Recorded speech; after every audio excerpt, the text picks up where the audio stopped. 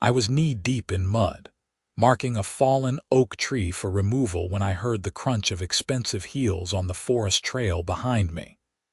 The sound was so out of place in these woods that I knew exactly what was coming before I even turned around. "Excuse me, you cannot be here," a sharp voice called out. "This is HOA property now, and we are implementing new regulations regarding these trails." I straightened up slowly, wiping my hands on my work jeans before facing the woman who had interrupted my morning. She was exactly what I expected. Mid-40s, blonde highlights that probably cost more than my truck payment, and a clipboard clutched to her chest like a shield. Her white pantsuit was already collecting dirt at the hem, and her face had that pinched expression of someone perpetually disappointed with the world. "I'm sorry, who are you?" I asked, though I had a pretty good idea. "My name is Patricia Summers, and I am the president of the Ridgemont Valley Homeowners Association. These trails fall within our jurisdiction, and we have received multiple complaints about their condition and the unauthorized activities taking place here." I bit back a laugh. "These trails are on my property. They have been for the last 15 years since my grandfather left me this land." Patricia's expression didn't change. She simply flipped through the papers on her clipboard with manicured nails painted an aggressive shade of red.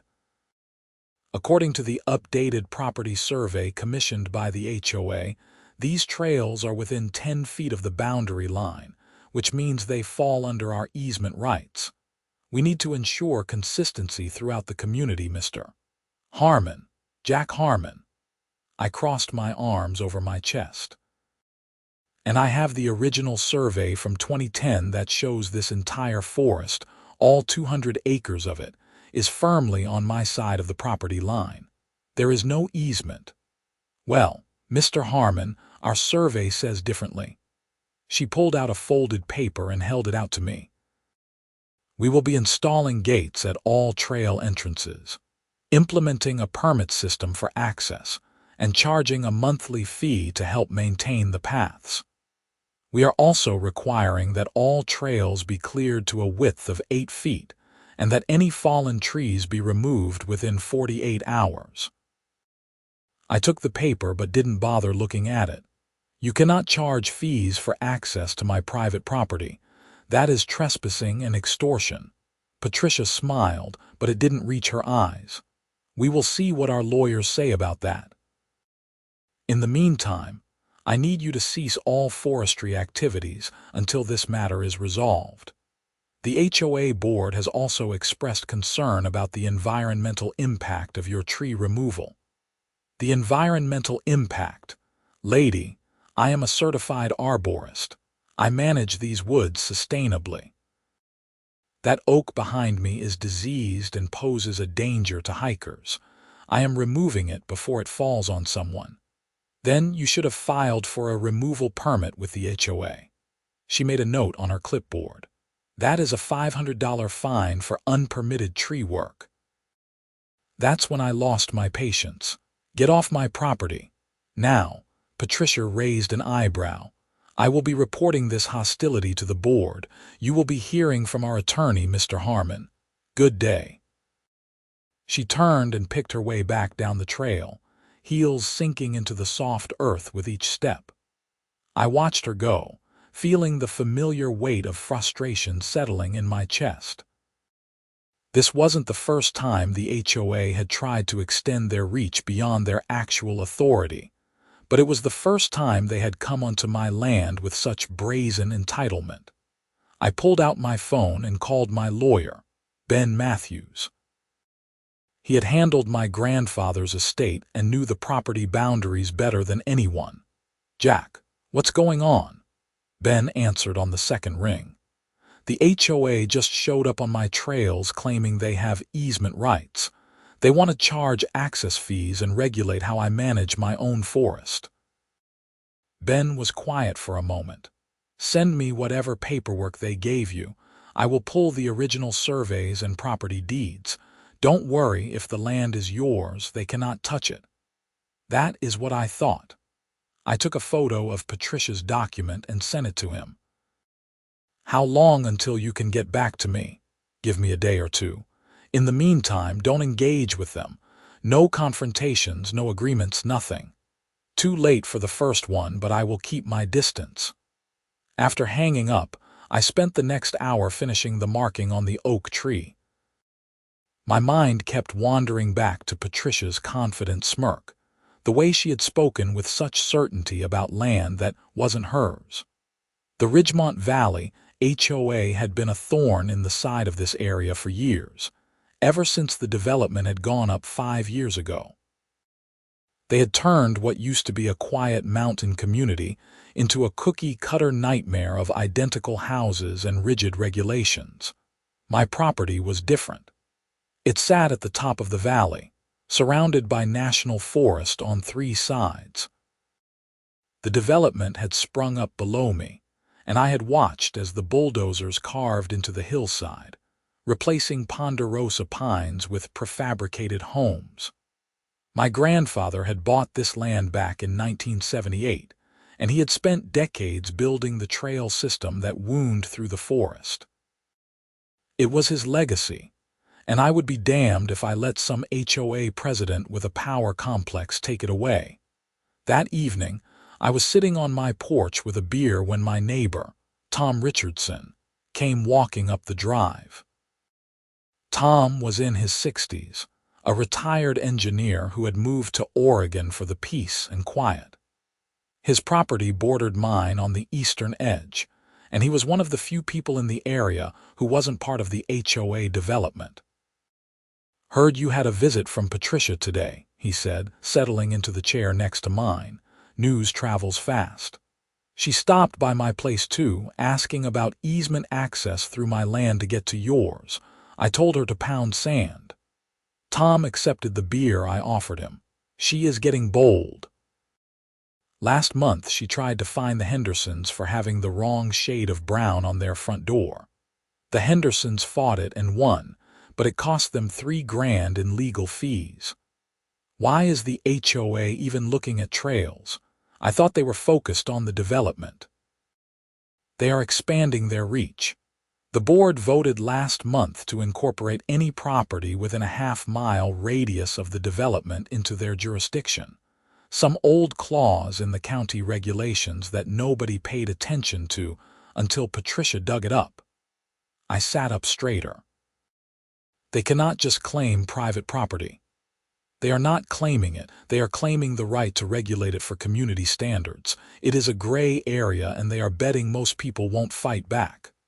"Well, I am not most people," Tom grinned. "I know. That is why I came to warn you. Patricia doesn't back down easy, and she has the HOA budget behind her. Be careful, Jack." After Tom left, I spent the evening researching property law and HOA regulations in Oregon. The more I read, the angrier I got. There were cases of HOAs overstepping their boundaries, but there were also cases where they had successfully extended their control through legal loopholes and aggressive litigation. I wasn't going to let that happen to my land. Ben called me 2 days later with news. "I've gone through everything. The land is absolutely yours, no question. The survey the HOA is using is fraudulent or based on incorrect data. Your property line is clearly marked and has been since your grandfather purchased it. So what do? I am drafting a cease and desist letter. We will send it to the HOA and their attorney. If they continue to harass you or attempt to regulate your property, we can file for a restraining order and sue for harassment." "Good. Do it. There is one more thing, Jack. I was looking through your grandfather's papers, and I found something interesting. Do you know where the Ridgemont Valley development gets its water?" "No idea. I assumed they were on the county system. They are not. They have a private well system, but the water source is a spring. A spring that originates on your property." I felt something click in my mind. "What are you saying?" I am saying that the water the entire development uses flows from a natural spring in your forest. Your grandfather granted them a water easement back in 2018 when they were first building, but it is a revocable easement. If they are trying to mess with your property rights, you have significant leverage. I leaned back in my chair, a slow smile spreading across my face. How much of their water comes from my spring? All of it. Without that easement, they would have to drill new wells or connect to the county system, which would cost them hundreds of thousands of dollars and take months of work. Send the cease and desist. Let me know if they respond. Will do. And Jack, be smart about this. Don't play the water card unless you have to. I understand. But even as I hung up, I knew that if Patricia pushed me, I would push back twice as hard. The next incident came a week later. I was guiding a group of local high school students on a nature walk through the trails when I found a locked gate blocking the main entrance. It was a heavy steel gate with a padlock, and attached to it was a sign that read, "Private property. Ridgemont Valley HOA. No trespassing without permit." The students stood behind me, confused and disappointed. This nature walk was part of their environmental science class, something I had been doing for free for the past 3 years. "Mr. Harmon, can we still do the hike?" one of the girls asked. I pulled out my phone and took photos of the gate and sign. "Give me a minute." I called Ben immediately. "They put a gate on my property, on my land, blocking my trails." "That is illegal. I will file an emergency motion to have it removed. In the meantime, can you cut the lock?" "I can, but I have 15 high school kids with me." "Then do it. The gate is on your property without your permission. You have every right to remove it. Make sure you document everything." I turned to the student's teacher, Mrs. Henderson. "I am going to cut this lock. This is my property, and the HOA has no right to block access. I want you all to understand that sometimes standing up for your rights means taking action." Mrs. Henderson nodded. "Go ahead." I walked back to my truck and grabbed the bolt cutters I always kept in the bed. The lock was heavy-duty, but it was no match for the cutters. With a loud snap, it fell to the ground. I pushed the gate open and gestured for the students to follow me. "Let's go learn about forest ecology." The hike was great. The students were engaged and curious, asking questions about tree identification, wildlife tracking, and sustainable forestry. For a few hours, I forgot about the HOA and their games. But I knew it wasn't over. Sure enough, that evening I received a letter via certified mail. It was from the HOA's attorney, threatening legal action for destruction of property, trespassing, and violation of community standards. They were demanding $10,000 in damages and legal fees. I forwarded it to Ben, who called me within an hour. "This is harassment, plain and simple. I am filing a countersuit for illegal encroachment, harassment, and abuse of process. We are also going to get a court order preventing them from placing any more structures on your property." "How long will this take?" "A few weeks for the initial hearing." "But Jack, I think it is time we let them know about the water situation.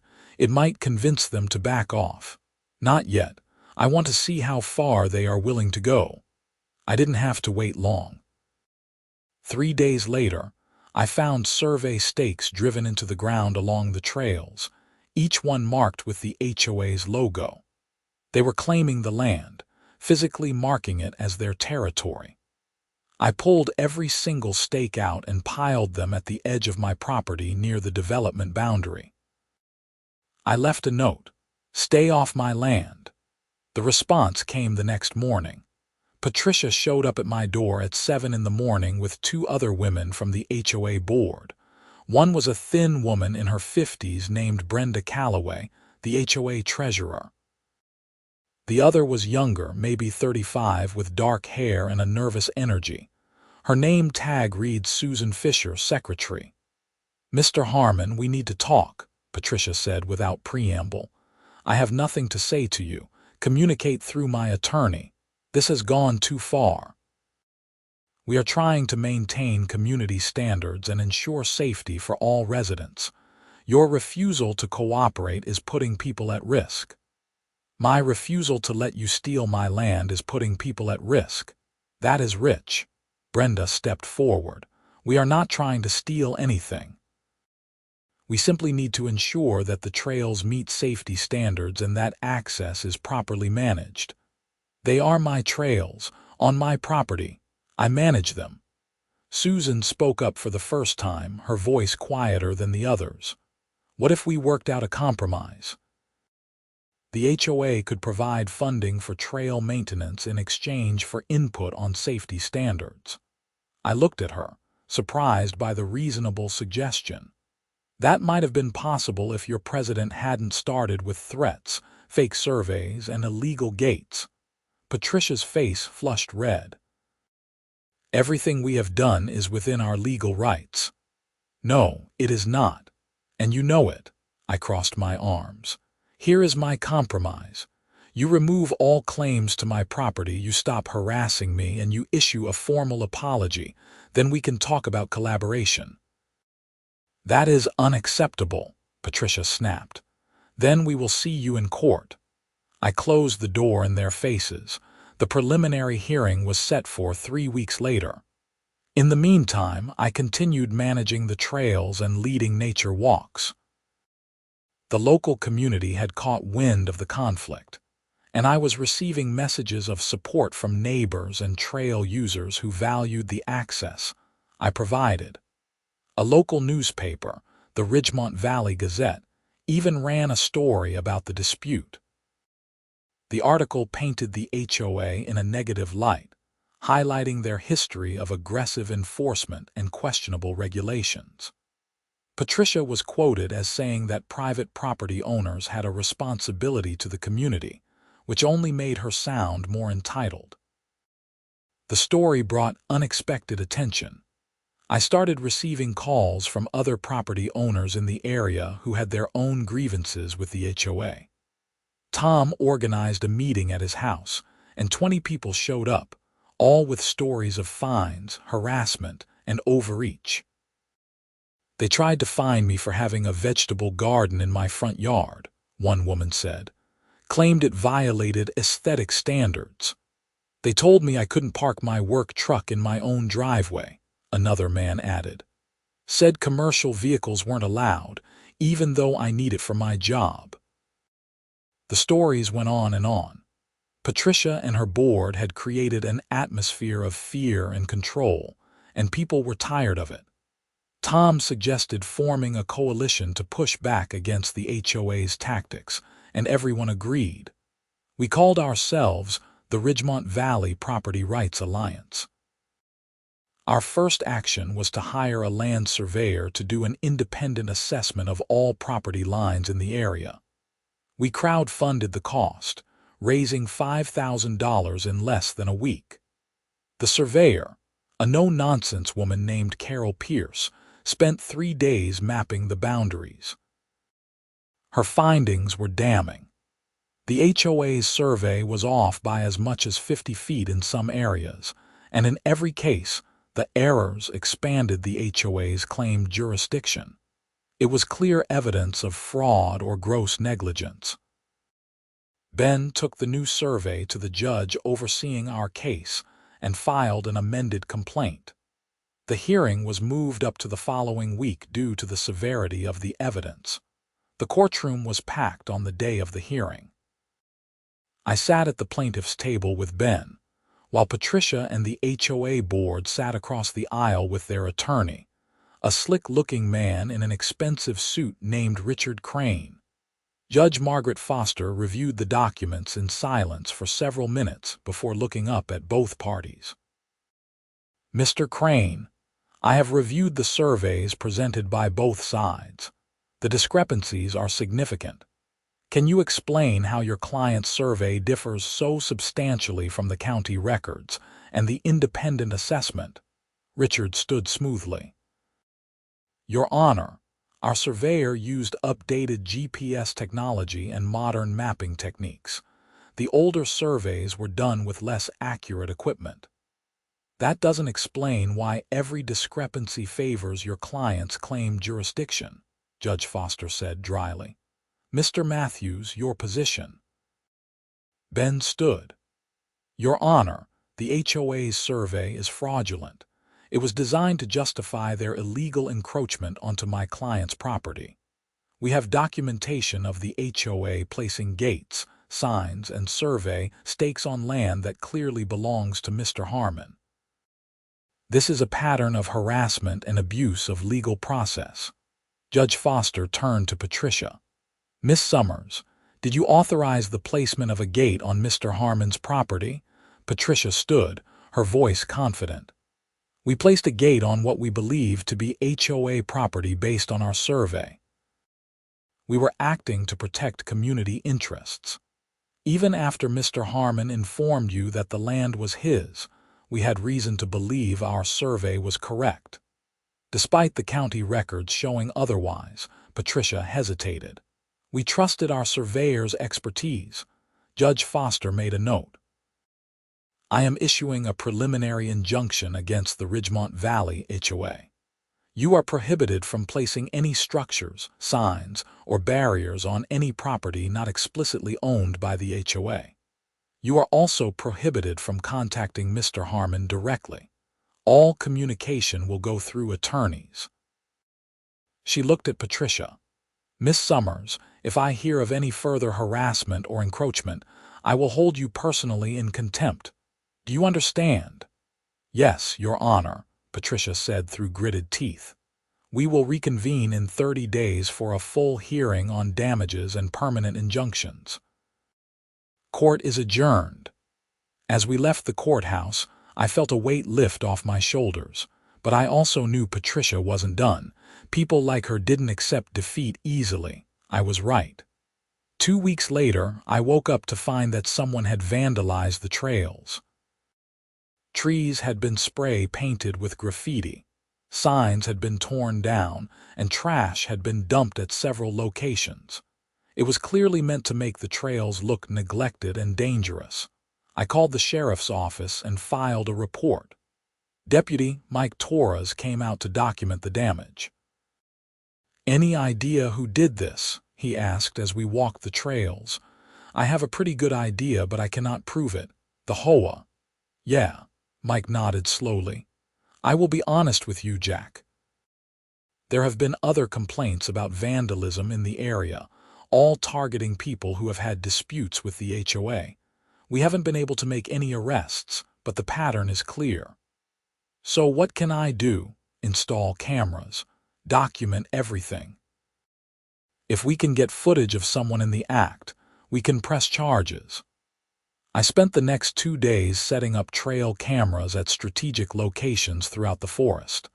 They were motion activated and could record in low light, perfect for catching anyone who came back to cause more damage. It took less than a week. The cameras caught 3 people, all wearing dark clothing and masks, spray painting trees and dumping trash. The footage was grainy, but it was enough to see that they arrived in a vehicle with a distinctive HOA parking permit on the windshield. I turned the footage over to Deputy Torres, who launched an investigation. Within days, 2 of the vandals were identified as sons of HOA board members. The third was a maintenance worker employed by the HOA. The arrests made the local news. Patricia released a statement claiming the HOA had no knowledge of the vandalism and that the individuals had acted independently. But the damage to the HOA's reputation was done. People were outraged, and several homeowners within the development started calling for Patricia's resignation. The Property Rights Alliance organized a protest outside the HOA's monthly meeting. Over 50 people showed up with signs reading, "Stop HOA Overreach" and "Respect Private Property." The local news covered it, and the story started gaining traction on social media. Inside the meeting, which I attended as a guest thanks to a sympathetic HOA member, the board was in chaos. Homeowners were demanding answers about the legal fees spent fighting me, the fraudulent survey, and now the vandalism charges. Patricia tried to maintain control. These accusations are baseless. The individuals arrested acted on their own. The HOA has always operated within legal boundaries. Then why did we pay for a fake survey? Someone shouted. It was not fake. It was a professional assessment. That contradicts county records. The meeting devolved into shouting matches. Several homeowners called for a vote of no confidence in Patricia's leadership. Susan Fisher, the secretary, actually sided with them, producing documents that showed Patricia had authorized payments to the surveyor without full board approval. Brenda, the treasurer, tried to defend Patricia, but even she seemed shaken by the revelations. The meeting ended with the board agreeing to an internal investigation and a special election for new leadership. As I left, Susan caught up with me in the parking lot. "Mr. Harmon, can I talk to you for a minute?" "Sure." She glanced around nervously. "I voted against all of this. The lawsuit, the gates, everything. Patricia pushed it through and Brenda backed her up. I tried to suggest compromise, but I was outvoted every time." "Why are you telling me this?" "Because I want you to know that not everyone on the board is like Patricia. Some of us actually care about doing the right thing." She paused. "I am going to resign. I cannot be part of this anymore." "I appreciate that, Susan. For what it is worth, I remember you suggesting compromise that day at my door. I should have given it more consideration." She smiled sadly. "Maybe after all this is over, we can try again. The trails really are beautiful, and a lot of people in the development would love to use them responsibly. Let's get through the legal mess first. But yeah, I am open to that." Over the next few weeks, the HOA imploded. Patricia refused to resign, but more than half the homeowners signed a petition demanding her removal. The HOA's insurance company, facing potential liability from the lawsuit and criminal charges, pressured the board to settle with me. Richard Crane called Ben with an offer. The HOA would drop all claims to my property, issue a public apology, and pay for the removal of their survey stakes and gates. In exchange, I would drop my countersuit for damages. "What about the vandalism?" I asked Ben. "That is a criminal matter. It proceeds regardless of the civil settlement." "And the water easement? What about it?" I wanted in writing that they acknowledge the water source is on my property and that I have the right to revoke the easement at any time. "Jack, that is a lot of leverage. Are you sure you want to use it?" "I want them to understand that I could have destroyed them, but chose not to. Maybe it will make them think twice before pulling this crap on someone else."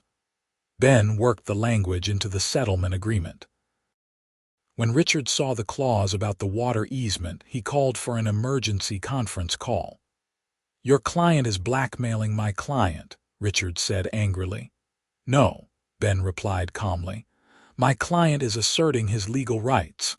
The water easement is revocable. That has always been the case. We are simply making it explicit in the settlement. You cannot cut off water to an entire community. We are not threatening to. We are clarifying the legal situation. If your client had not spent months harassing Mr. Harmon and illegally encroaching on his property, this wouldn't be an issue." There was silence on the other end of the line. Finally, Richard spoke. "I need to discuss this with my client." 2 days later, they agreed to the settlement. The formal signing took place at Ben's office. Patricia was there, along with Brenda and a new board member who had replaced Susan. Patricia's face was tight with anger, but she signed the documents without comment. When it was done, Ben handed me a copy of the settlement. "Congratulations, Jack. You won."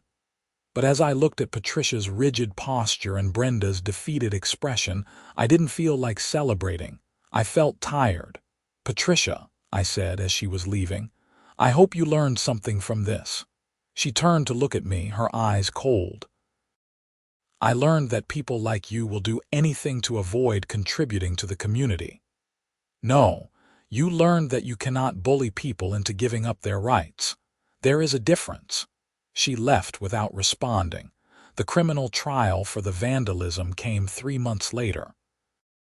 The 2 young men and the maintenance worker all pleaded guilty to misdemeanor vandalism and were sentenced to community service and restitution.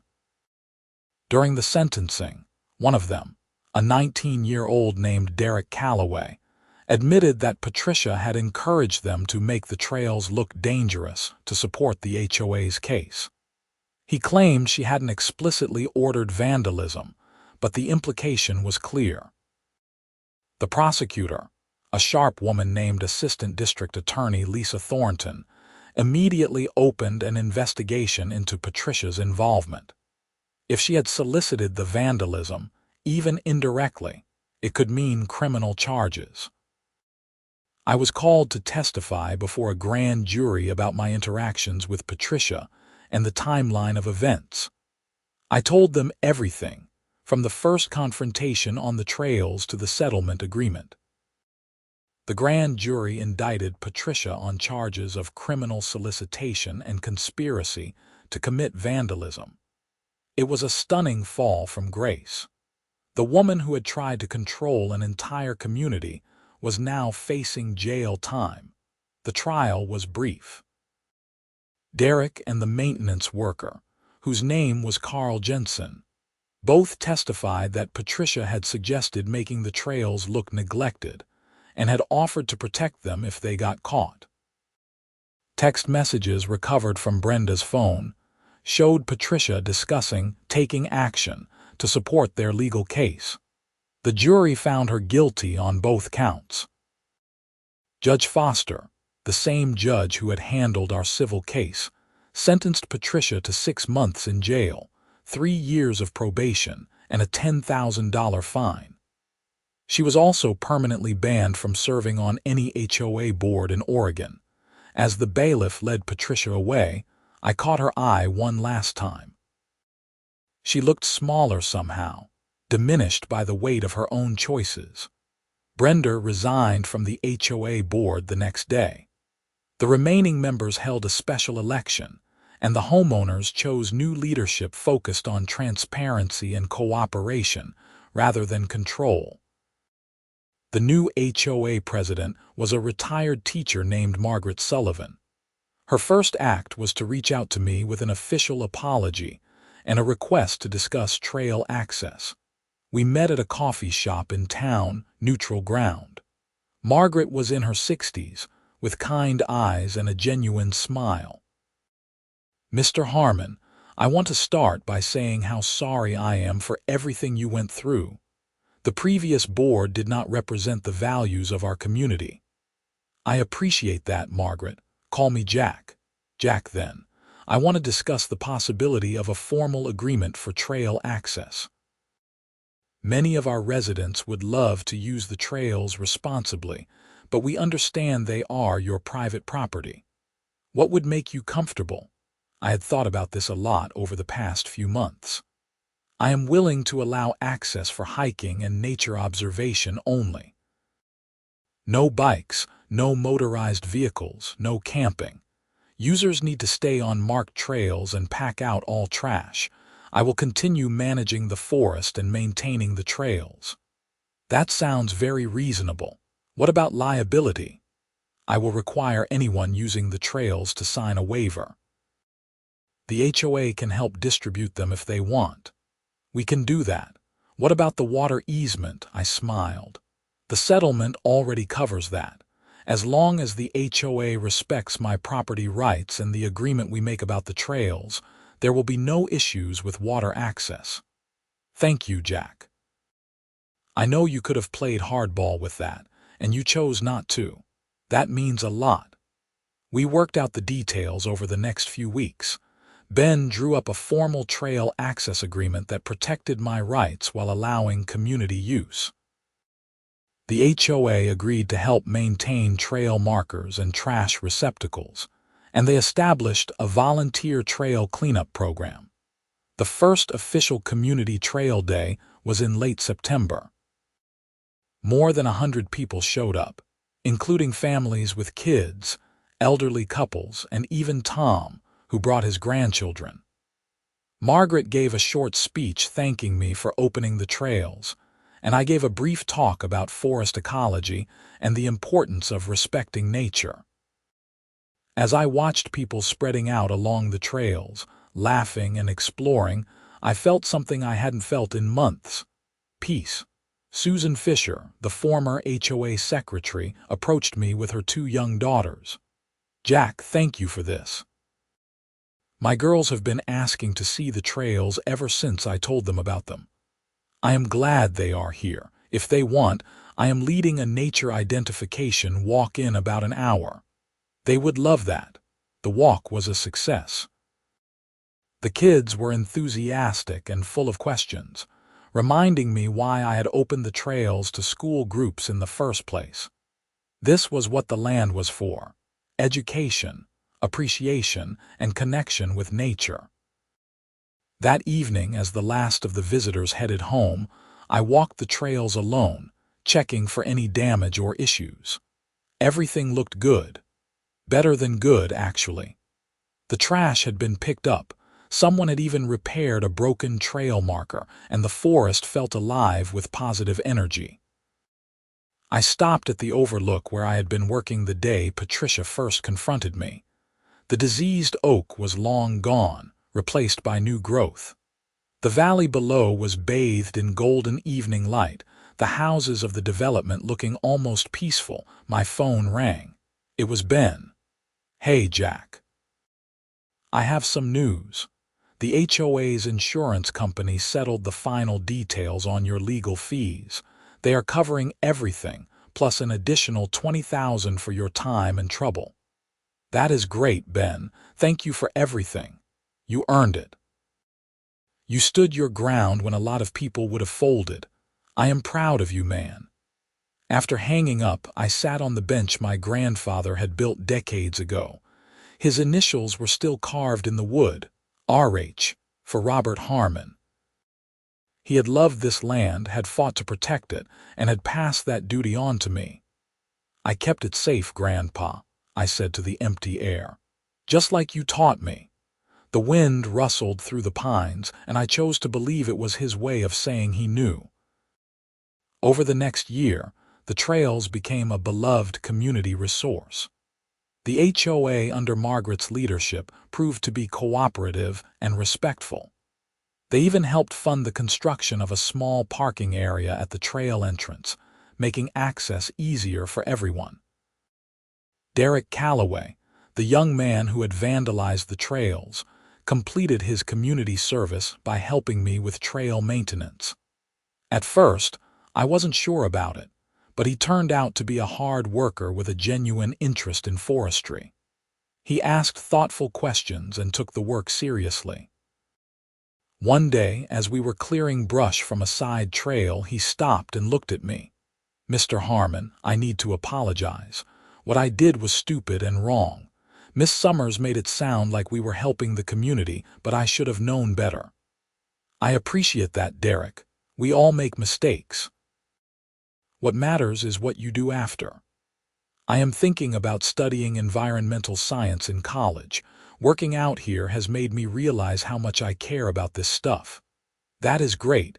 If you need a reference or want to talk about programs, let me know," he smiled. "Thanks.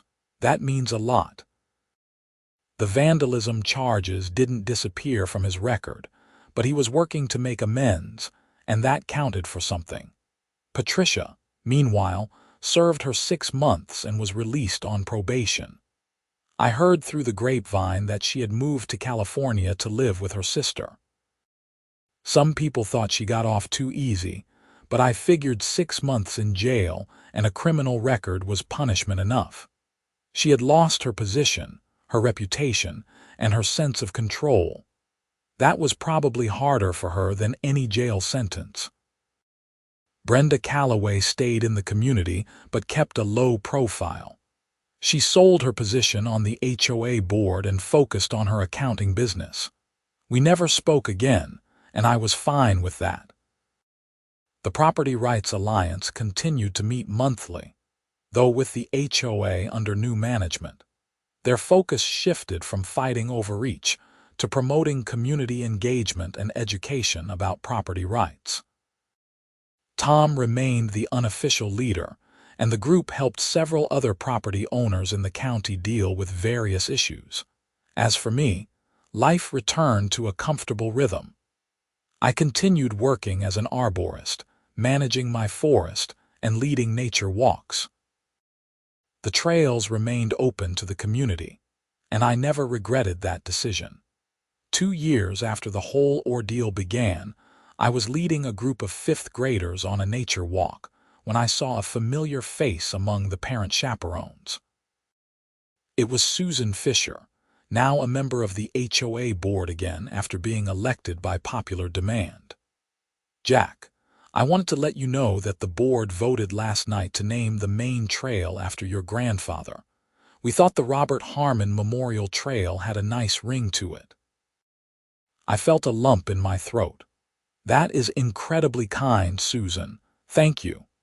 It is the least we can do. These trails have become the heart of our community. Your grandfather's legacy deserves to be recognized." The dedication ceremony took place on a beautiful Saturday in May. Margaret gave a speech about community cooperation and the importance of respecting both private property and shared resources. Tom spoke about my grandfather's vision for the land, and I said a few words about carrying forward that vision while adapting to changing times.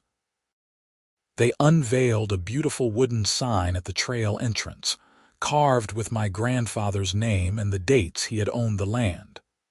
Underneath was a plaque that read, "Maintained and protected by Jack Harmon, open to all who respect the forest and each other." As I stood there with the whole community around me, I realized that the fight with the HOA, as difficult and frustrating as it had led to something better than what existed before. The trails were being used and appreciated by hundreds of people. The community had learned valuable lessons about rights, respect, and cooperation. And I had stood up for what mattered, just as my grandfather would have wanted. That night, I walked the trails alone one more time, running my hand along the smooth wood of the new sign. The forest was alive with the sounds of evening, birds settling in for the night, small animals rustling in the underbrush, the wind moving through the trees. This was home. This was legacy. And this was worth fighting for. I thought back to that morning 2 years ago when Patricia had marched onto my land with her clipboard and her demands, so certain of her authority. She had tried to take control of something that wasn't hers, and in doing so, had lost everything that mattered to her. The irony wasn't lost on me. In trying to control my water access through bogus property claims, she had forgotten that I literally controlled their water access through that spring easement. Power isn't about dominance or control. It is about knowing when to exercise your rights and when to find common ground. I never had to shut off their water. The threat was enough, but more importantly, once we had reasonable people in charge, the threat became irrelevant. We found a way forward that respected everyone's interests. As I locked the gate at the parking area, something I now did every night to prevent after-hours problems, I noticed a family of deer crossing the far end of the meadow. They moved with grace and confidence, unbothered by the distant lights of the development below. The forest and the community had found a balance. It wasn't perfect, but it was working, and that, I realized, was the real victory. Not the legal win, not the settlement money, not even Patricia's conviction. The real victory was building something sustainable that served both my need to protect the land and the community's desire to enjoy it. My phone buzzed with a text from Margaret. Thank you again for today. The community turnout was amazing. You have given us something special. I texted back, we built it together. That is what makes it special. And I meant it. The trails weren't just mine anymore. They were ours in the best possible way. I still owned the land, still managed it, still had final say in all decisions. But I had also opened it up to something bigger than myself, just as my grandfather had always intended. The next morning, I woke early to prep for another school group visit. As I loaded supplies into my truck, I noticed Tom walking up the driveway with 2 cups of coffee. "Figured you could use this," he said, handing me one. "You figured right. What brings you by? Just wanted to check in. It has been a hell of a couple of years, hasn't it?" That is putting it mildly. Tom leaned against the truck. "You know what I have been thinking about? How different things could have gone if Patricia had just approached you reasonably from the start. If she had said, 'Hey, our residents love these trails, can we work something out?' Instead of trying to bully her way into control." I have thought about that too. I probably would have said yes. But she couldn't see past her need to dominate. People like that rarely do. They think power comes from control, but real power comes from cooperation. "You sound like a fortune cookie." Tom laughed. "Maybe, but I am a wise fortune cookie." We stood in comfortable silence for a moment, sipping our coffee and watching the sunrise paint the sky in shades of pink and gold. "You did good, Jack," Tom said finally. "Your grandfather would be proud." "Thanks, Tom. That means a lot." After he left, I finished loading the truck and headed down to the trail entrance to meet the school bus. The kids tumbled out, excited and noisy, ready to explore. Their teacher, a young woman named Miss Perry, thanked me for volunteering my time. "Are you kidding?" I said. "This is the best part of my week." And it was. Watching kids discover the forest, learn about ecology, and develop respect for nature, that was what it was all about. That was the legacy that mattered. As we started down the trail, one little boy tugged on my sleeve. "Mr. Harmon, is it true you fought a whole HOA to keep these trails open?" I smiled. I stood up for what was right. Sometimes that means fighting, but it is worth it when you are protecting something important. "Were you scared?" "Sometimes, but being scared doesn't mean you give up. It means you take a deep breath and keep going." The boy nodded seriously, processing this information. Then he ran ahead to join his friends, already pointing out a bird in the trees. I followed behind the group, answering questions and pointing out interesting plants and animals. This was my life now. Not the drama of lawsuits and conflicts, but the simple joy of sharing the forest with people who appreciated it. The HOA situation had tested me in ways I never expected. It had forced me to stand firm, to fight for my rights, and to make difficult decisions. But it had also taught me about community, compromise, and the importance of finding common ground. As we reached the overlook, the same spot where Patricia had first confronted me, I looked out over the valley. The view was unchanged, but everything else was different. The development below was no longer a threat but a neighbor. The trails were no longer just mine but shared with a community that valued them. And I was no longer standing alone but supported by friends, allies, and people who believed in doing the right thing. One of the students, a girl with braids and a curious expression, came to stand beside me. "It is really pretty up here," she said. "It is. That is why we work so hard to protect it. So other people can see it too." "Exactly. It is not enough to just keep it safe. We have to share it, teach about it, help others understand why it matters." She thought about this for a moment, then nodded. "That makes sense. Things are better when you share them." "You are very wise," I told her. She grinned and ran back to her friends. Out of the mouths of babes, I thought. If only Patricia had understood that simple truth, we could have avoided months of conflict and pain. But maybe it had to happen the way it did. Maybe the community needed to learn those lessons the hard way. Maybe I needed to learn them too. As the school group headed back down the trail, tired but happy, I stayed at the overlook for a few extra minutes. The forest stretched out around me, acres and acres of protected land that would be here long after I was gone. That was the real point of all this. Not my ownership, not my rights, but the preservation of something beautiful and important for future generations. My phone buzzed again. This time it was Ben. "Hey, Jack.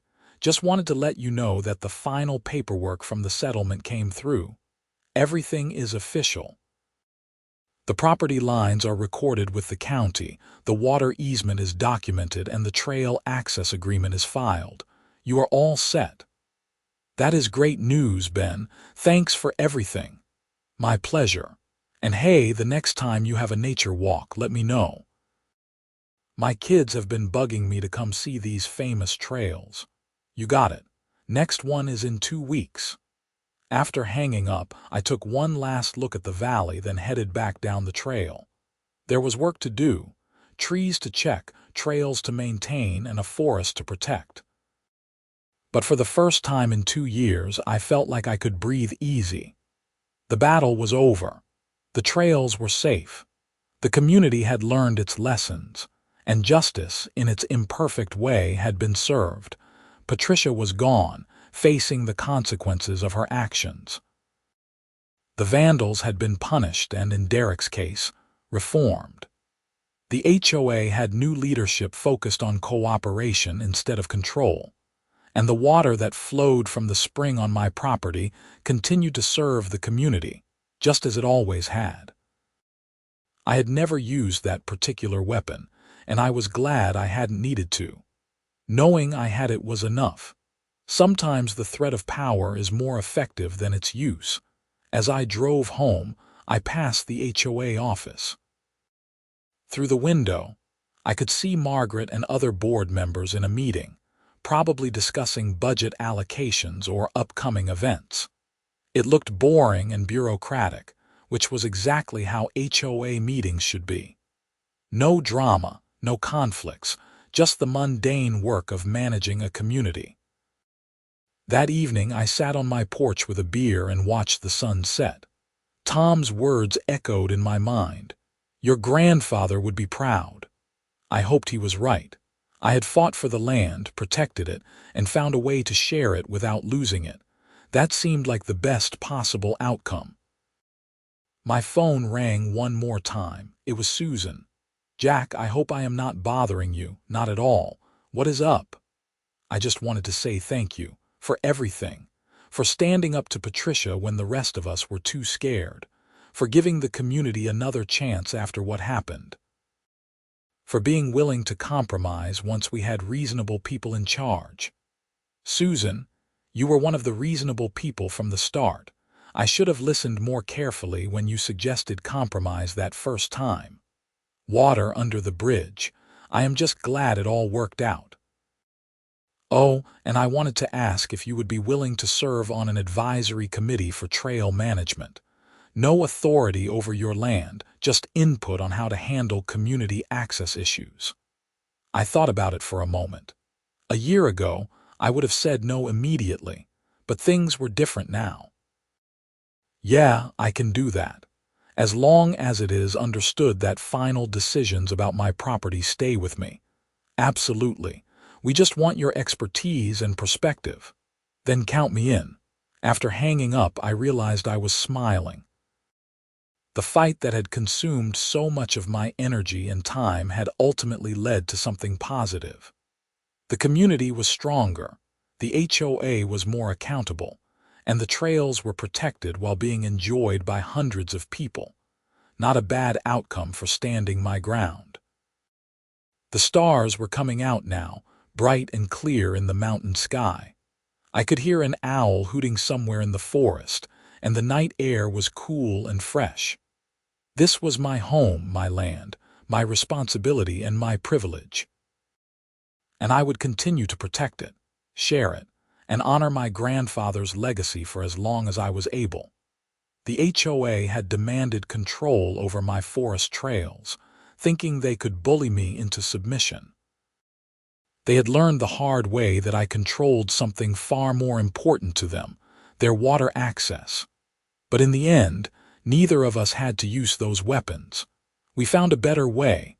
That, I decided, was the lesson worth remembering. Power isn't about domination. It is about knowing your rights, standing firm when necessary, and finding common ground when possible. As I headed inside for the night, I took one last look at the forest silhouetted against the darkening sky.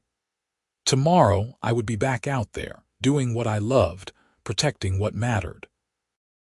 And life would go on, richer and better for the battles we had fought and the lessons we had learned.